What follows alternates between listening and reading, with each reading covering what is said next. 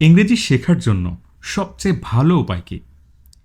ইংরেজি শেখার সবচেয়ে ভালো উপায় হলো একটা প্র্যাকটিক্যাল লাইফের অংশ করে তোলা, মানে এই ইংলিশ শেখাকে।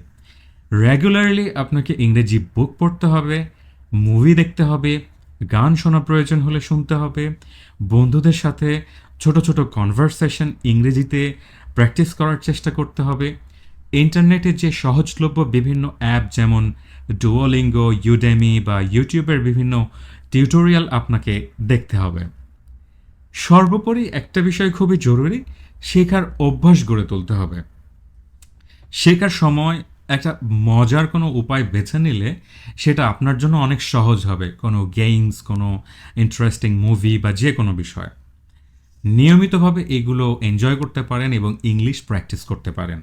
এইভাবে আপনার মানে ইংরেজি শেখাটা সহজ হয়ে উঠবে।